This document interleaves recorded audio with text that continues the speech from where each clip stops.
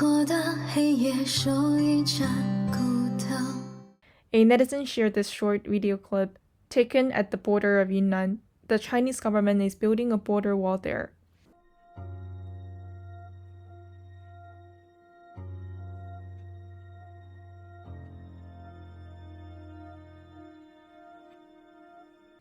A netizen replied, "The CCP did this to prevent local residents from escaping in order to find work abroad. What's quite ironic is that the border wall in America was established to prevent illegal immigrants from entering the US. But the border wall that the CCP built was meant to prevent its own people from escaping the country." It also is a quite ironic reflection of how the CCP has essentially turned China into a big prison.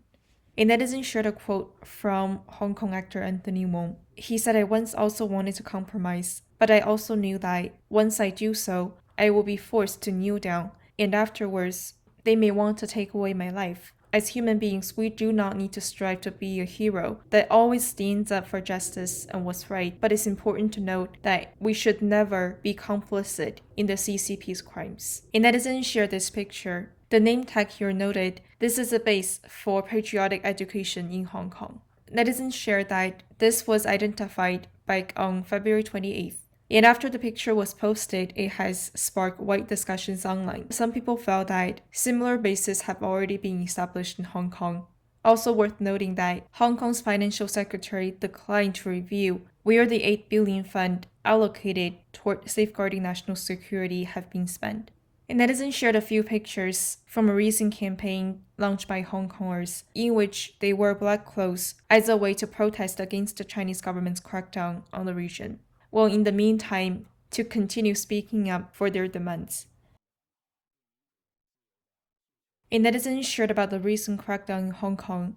On February 28th, 47 people ages 23 to 64 who participated in an informal democratic primary were charged for conspiracy to commit subversion.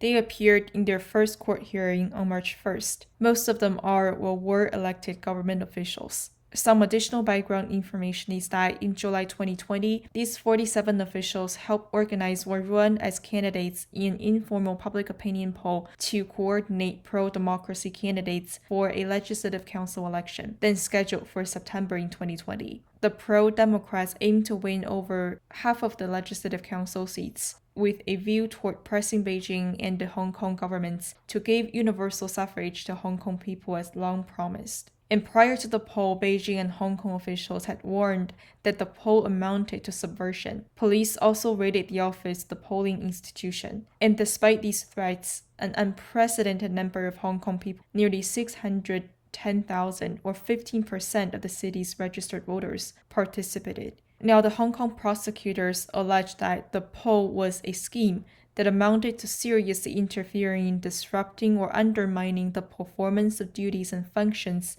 of the Hong Kong government.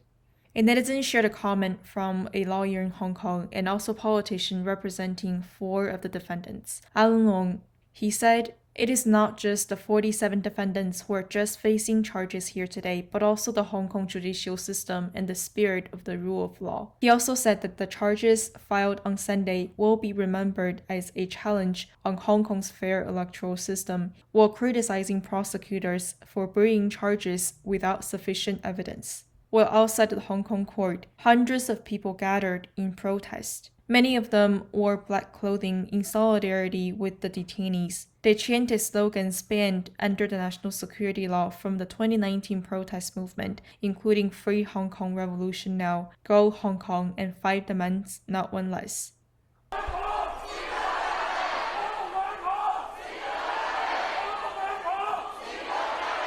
Many foreign diplomats also joined the crowds. Jonathan Williams from the British consulate in Hong Kong, when interviewed by Radio Free Asia in explaining why he decided to come here, he said, "We're here because it's the latest case, number of charges being brought under the national security law. 47 individuals are being charged today.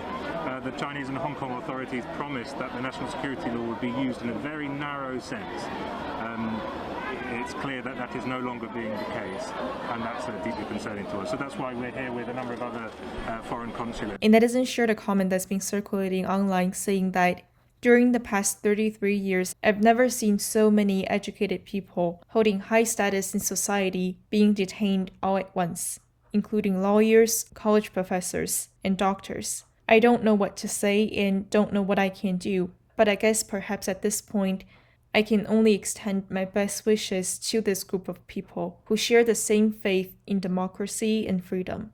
A netizen commented saying that people should not feel surprised upon seeing what the Chinese government is currently doing in Hong Kong, especially in regards to the political persecution of these 47 individuals, given that the CCP has a long history of persecuting intellectuals. There have also been reports of lawyers being detained outside the court. It is still unclear why they were detained. A netizen shared this picture, which well illustrates the current situation that Hong Kongers are facing right now.